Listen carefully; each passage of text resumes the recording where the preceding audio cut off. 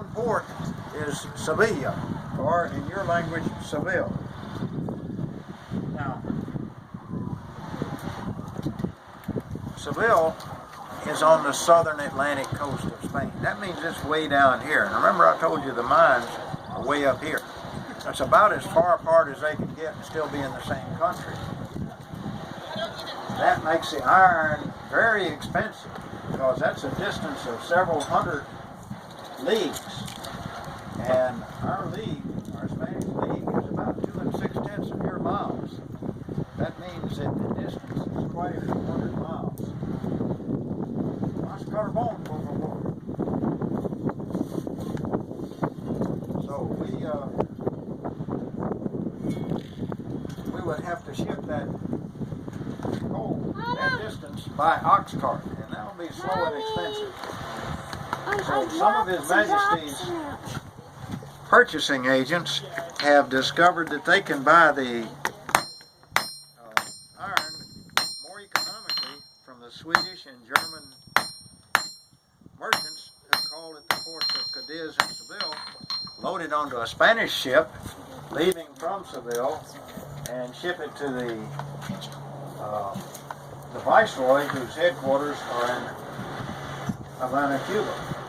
And the Viceroy maintains the royal warehouses. Now, since I am under a royal contract, I am working for the Army, the royal warehouses are where I get my supplies. They will be placed on a small Spanish ship, small because our port is small and our port is shallow water, so that the large ships would not be able to get in there. Our port is San Marcos. You may know it as St. Mark's. And from there, about a day's trip in an ox cart.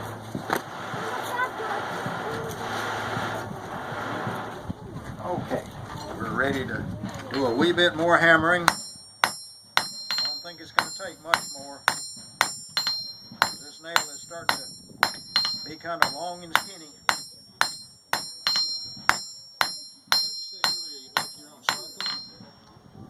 I do. Out of that wood pile over there. Do you have to smother that down? How do you know when you've got charcoal and not just burnt wood? Well, if it's just burnt wood, it's not going to break up very well. If it's charcoal, it's going to break apart. But it's also a matter of the timing. I make a fire that's about that square, and I build it up about that high, but I continually add wood to it as it burns down. And when I've got a pile of coals and just a little bit of wood left on top of it, that's when I know that it's all pretty well converted to charcoal. So then you just break that out of the... I actually lift the wood off and set it to the side, and then I shovel charcoal into metal buckets and have a tight-fitting lid that's pretty much airtight. And I'll cool those buckets off with a hose. And so you eliminate the oxygen and then cool it off. Eliminate the oxygen and cool it off. And of course the hose part I wouldn't have had, and actually I wouldn't have had the metal bucket either in those days. I would have simply covered it with dirt, shoveled dirt over it, and left it until the next day when it would be cool. And then once it's cool,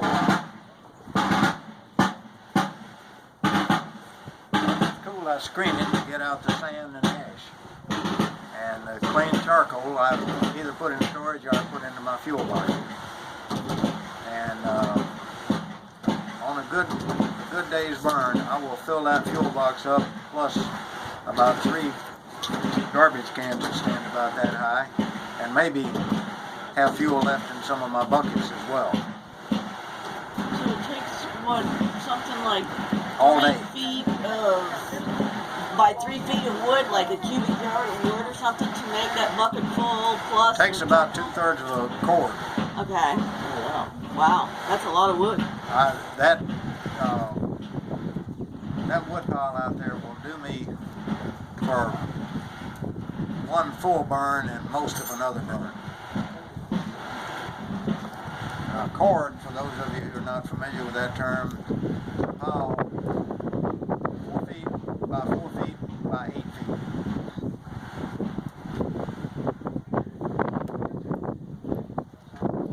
Let's see, I think that I'm going to be able to get this through the holes this time. A little bit right there. Now, this is a nail header, and that hole is a gauge I use to tell if I've hammered this out enough. And, nope, it's not going. It's not going that way. One more heat. Now, have y'all changed over? Liam, you want to Have you swapped jobs? Well, you better swap jobs. go You're on? gonna wear yourself out. And besides, my other helper needs to learn how.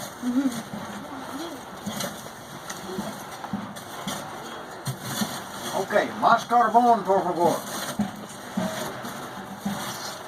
I almost let my fire go out while I'm out.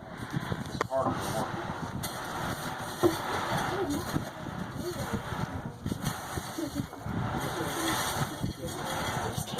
Okay, now for sure it's going to be done on this heat because it was almost done on the last heat. Now let's see. All the way to the shoulder and turn it, and all the way to the shoulder, so it's done. You see those shoulders? And so now it's going to go back into the fire, but it's going to go far enough in that the part that's to be the head of the nail is going to get hot. And I'm going to put the header where it's handy to my right hand, and I'm going to set up my cutting tool. This is a Hot Cut Hardy. It's called Hot Cut because it's intended to cut hot metal. It's not sturdy enough to cut cold metal. And it's called Hardy because it fits in the Hardy hole. Somebody lost their nerves.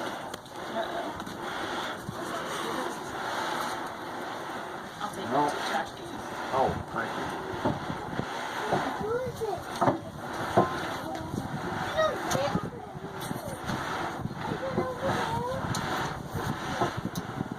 Let's see if this is hot yet. Oh, it is. It's hot enough to cut. I'm not going to cut it clean off because I want to continue to use this piece of iron as a handle. But I'm going to leave just a thin neck there that I can wring off on the next heat. You see that? Yeah. Can y'all see that? Now you better be paying attention because if you're my apprentices, you're going to have to learn how to do this in about a year. But you're going to be pumping those bellows every day for about a year, though. And from that position in the shop, you can see everything that's going on and you can start to learn. The iron is in the fire. Un poco más carbón, por favor. Thank you. Gracias.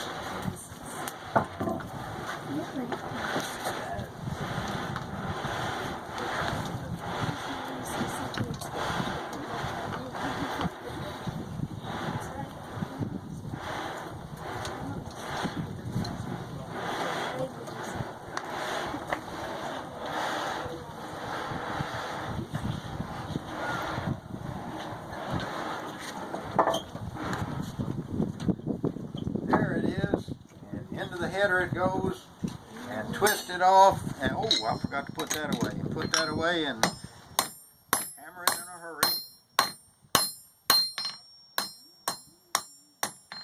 And we have another nail. Probably only about 210 more to go.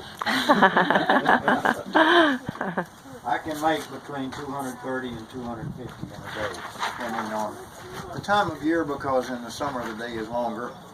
And also on the size of the nail, because a larger nail takes a little more time than a smaller nail. I need to straighten the head on this one, and oops, got bent just a Now, do you know what barter is? I do. Tell me what barter is. Trade, exactly. And in the missions, we frequently did not have very much money because we didn't have that much contact with the outside. Only when one of us went to St. Augustine or to Havana or something like that, or when the merchant mariner came here to sell his wares. So we use barter quite a bit. And right now, I have no money because I have several people that I've done work for, but they haven't paid me yet. And so I'm going to have to pay my helpers in barter. So I'm going to give them their pay. And I thank you very much for your hard work. You did very well, both of you. And since it's almost Christmas, you can go and stay with your parents for a while.